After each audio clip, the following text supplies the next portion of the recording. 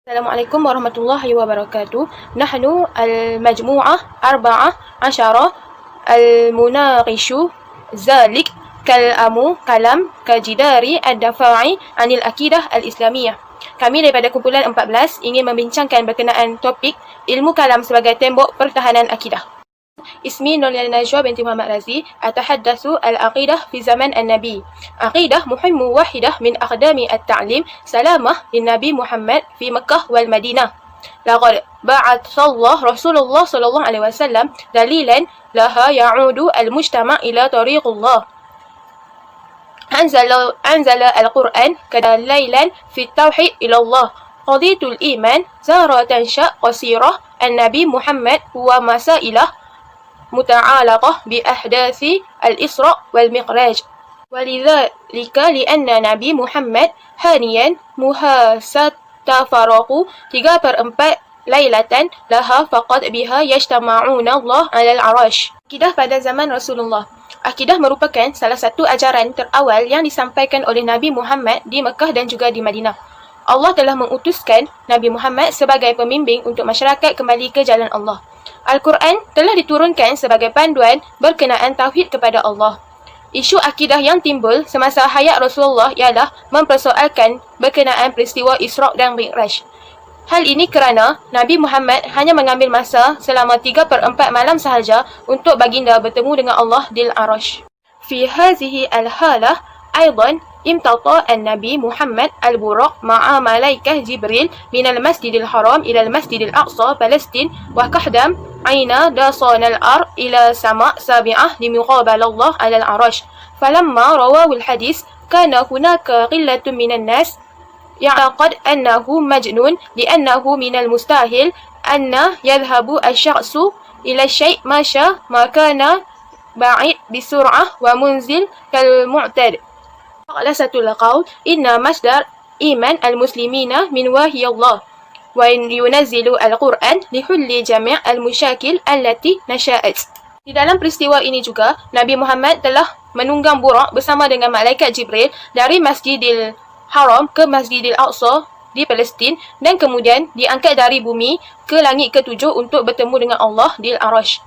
Apabila baginda menceritakan peristiwa berkenaan, ada segelintir orang yang menganggap baginda itu gila kerana mustahil seseorang itu boleh pergi ke sesuatu tempat yang jauh dengan cepat dan pulang seperti tiada apa-apa yang berlaku. Simpulannya, sumber akidah umat Islam adalah daripada wahyu Allah dan Al-Quran diturunkan adalah untuk menyelesaikan segala permasalahan yang timbul.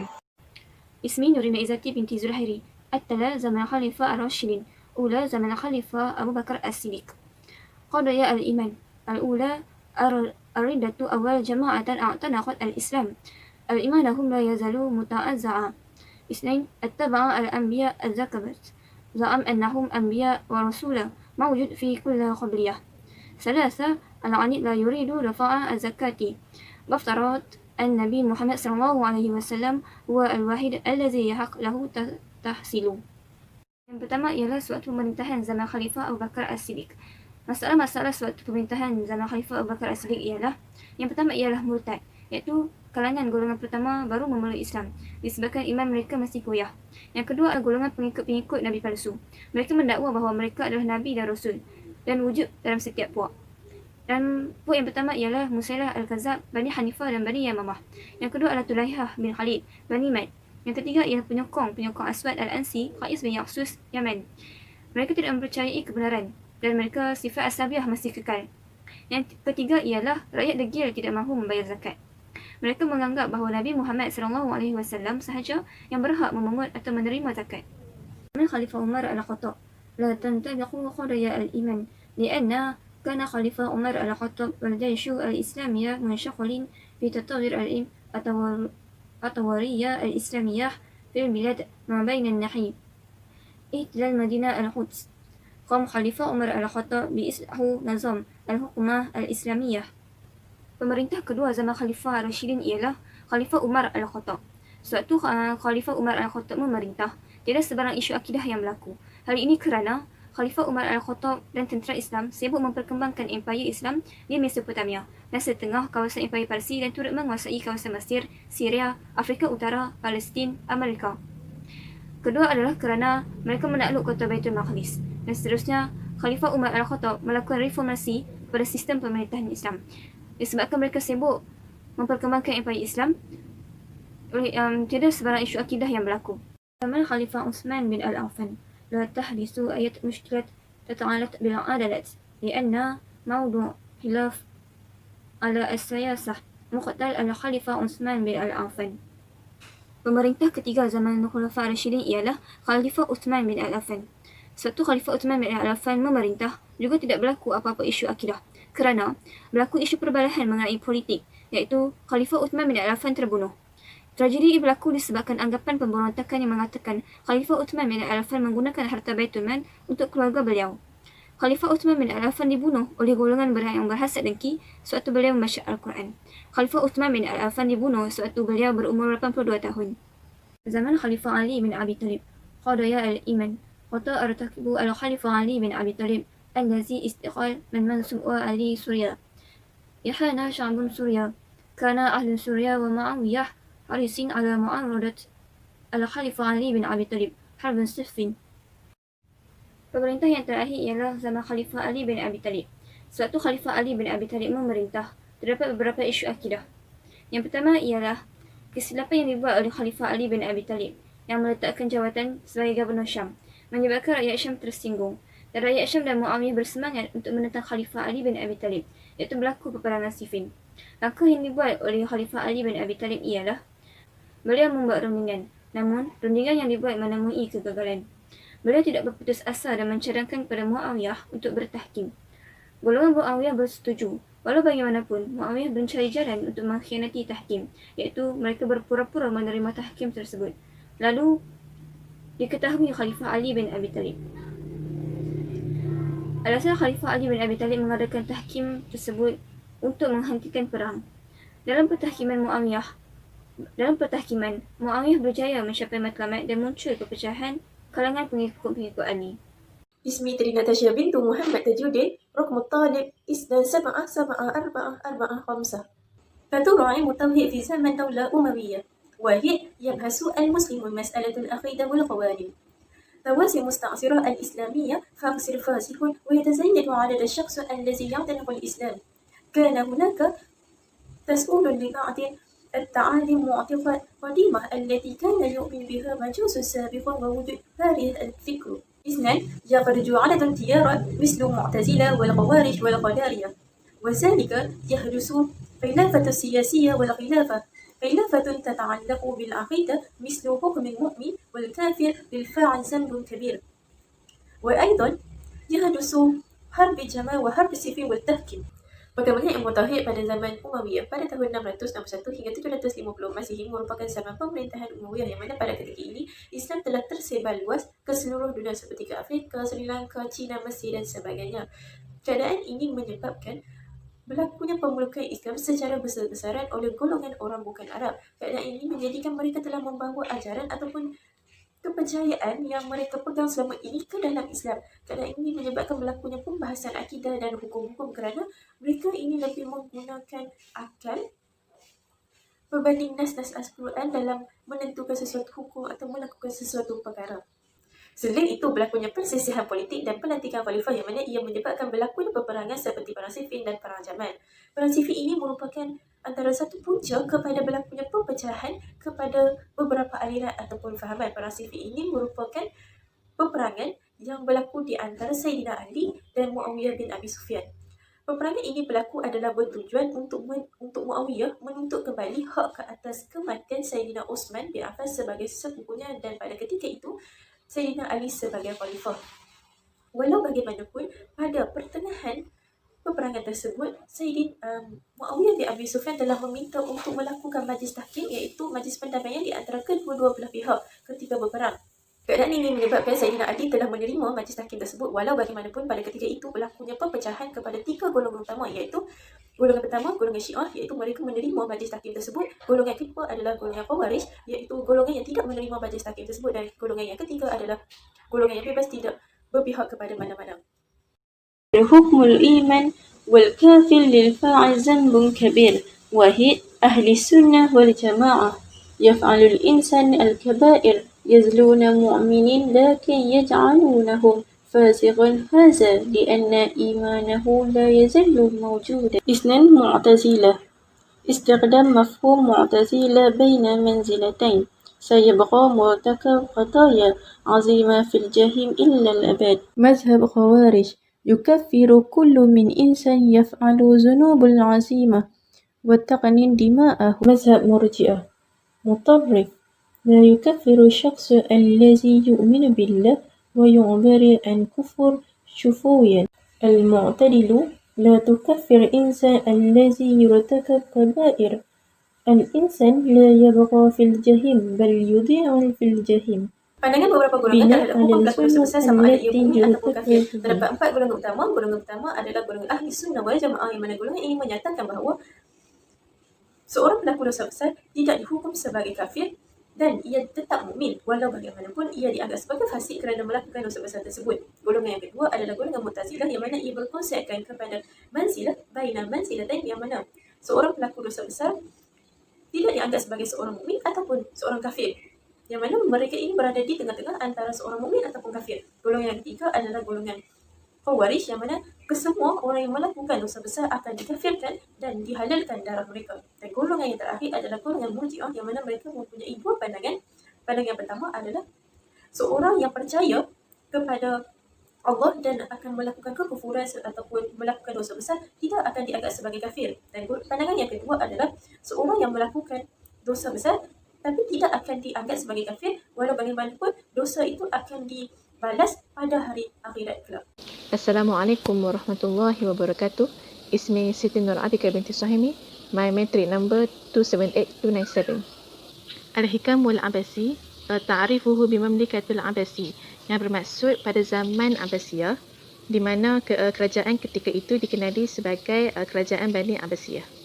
Al-Asr alladhi antaja adidah minal kitab min bainahuma huwa ar-ridwanu ala al-qadariyah, Amru ibn al-Ubaid Mu'tazilin, Fadqul Akbar Abu Hanifah, Fiqhul Akbar Al-Syafi'i. Pada zaman Bani Abbasiyah ini telah menerangkan bahawa merupakan zaman yang menghasilkan banyak kitab, iaitu kitab yang pertama adalah yang dihasilkan oleh Amru bin Ubaid Al-Mu'tazilin, iaitu kitab yang bertajuk Al-Raddu Al-Qadariyah. Kitab yang kedua adalah Fiqhul Akbar yang dihasilkan oleh Abu Hanifah, dan kitab yang ketiga adalah Fiqhul Akbar yang dihasilkan oleh Al-Syafi'i. Qadhiyatul aqidah allati hussat litalahat bil hukmah al-amu wa yatul bisa'adatil farsi. Isu akidah yang berlaku pada zaman Abbasiyah ini telah menjatuhkan sendiri kerajaan Bani Umayyah, iaitu mereka telah melaksanakan pemerintahan Muslim dengan menggunakan kaedah yang sama seperti yang digunakan oleh orang Parsi. Tudbiqu hikamul muslimin min nasbil aslabi allati istaqdamuha al-farsi dhuhurul muslim ghairul arab. Pernyataan itu bermaksud pada zaman Abbasiyah telah munculnya kedatangan orang bukan Arab Muslim. Qusrul umuyunu wal intalaqu ila isbatina wa ta'sat al-amru liturliyatul umuyu. Pernyataan tersebut bermaksud pada zaman pemerintahan zaman Abbasiyah telah berlakunya satu pertempuran, yang mana pertempuran tersebut telah melibatkan Bani Umayyah. Dalam pertempuran tersebut, Bani Umayyah telah kalah dan diarahkan untuk berpindah ke Sepanyol. Lalu mereka mendirikan satu kerajaan yang diberi nama Kerajaan Umayyah. Dalil naqli adilat ma'ahudah min kalamullah أو القرآن ومن كلام النبي محمد صلى الله عليه وسلم في الحديث متواتر. يتفق العلماء على وجوب الاستقلال بقول النقلي. Naqli bermaksud dalil yang diambil daripada firman Allah ataupun daripada sabda Nabi Muhammad SAW dalam hadis-hadis mutawatir, dan para ulama sepakat atas wajarnya istidlal ni dengan dalil naqli. Dalil naqli wallazina yu'minuna bima unzila ilaika wa ma unzila min qablik wa bil akhirati hum yuqinun. Ta'amahu wallazina yu'minuna bil qur'an allazi ankashaf lakum wal mahtutat allati ankashafat amamakum wa hum askuna min annahu sakiyun hunaka hayat min al-akhirah. Maksudnya, dan mereka yang beriman kepada kitab Al-Quran yang telah diturunkan kepadamu dan kitab-kitab yang telah diturunkan sebelummu, serta mereka yang yakin adanya kehidupan akhirat. Dalil nakli yang kedua ialah wala in sa'altahum man khalaqahum la yaquluna Allah fa anna yufakun. Mahu qala Allah subhanahu wa ta'ala fi al-Quran wa bil fa'il iza sa'altahum man khalaqahum ajabu an-nashiyah Allah kaifa yakunu aksar min ibadah. Allah subhanahu wa ta'ala berfirman dalam Al-Quran, dan sesungguhnya jika kamu bertanya kepada mereka siapakah yang menciptakan mereka, nescaya mereka menjawab Allah. Lalu bagaimanakah mereka dapat dipalingkan dari menyembah Allah? Wahul hadis Nabi fa akhbiruni an al-iman qala inna tu'minu billah wa malaikatuhu wa kitabuhu wa rasuluhu wal yawm al-akhirah wa tu'minu bil qadari khairah wa syarah. Ta'amuhu akhbarini an al-iman summa qala anta syai' amanna billah wa malaikatah wa kutubah wa rasulah wal yawm al-akhirah wa anta tala ilal masir as-salih wa syar. Beritahukan aku tentang iman. Lalu beliau bersabda, engkau beriman kepada Allah, malaikat-malaikatnya, kitab-kitabnya, rasul-rasulnya, dan hari yang engkau beriman pada takdir yang buruk maupun baik. Dalil akli wa dalil nakli. Dalil akli, dalil lazi yahruju min akli madam la yukhallifu lakum al-Quran wal hadis. Allah subhanahu wa ta'ala yanqalu kalimat ilal hukumah faqat lianna ulaika allazina yaf'ahum dinuhu wa syari'ah. Dalil akli yang bermaksud dalil yang bersumber dari akal selagi tidak melanggar penyataan Al-Quran dan hadis. Allah subhanahu wa ta'ala juga hanya menyampaikan kalamnya kepada orang yang berakal kerana hanya mereka yang dapat memahami agama dan syariatnya. Dalil akli walam yanzuru fi malakuti samawati wal ard ta'amuhu wa ma iza kanu la yarqabun hukmah as-sama' wal ard. Dan apakah mereka tidak memerhatikan apa yang ada di kerajaan langit dan bumi? Sanurihim ayatina fil faki wa fi anfusihim hatta yatabayyana lahum annahu al-haq. Awalam yakfi bi rabbika annahu ala kulli syai'in syahid. Ta'amahu sanurihim ayatina fi qulubaki al-ard wa fi anfusihim hatta yatabayyana lahum an al-Qur'anu sahih. Ila yakfi an yakun rabbaka syuhada ala kulli syai'. Artinya, kami akan memperlihatkan kepada mereka tanda-tanda kekuasaan kami di segala wilayah di bumi dan pada diri mereka sendiri, hingga jelas bagi mereka bahawa Al-Quran itu adalah benar. Tidaklah cukup bahawa sesungguhnya Tuhan kamu menjadi segala saksi atas segala sesuatu.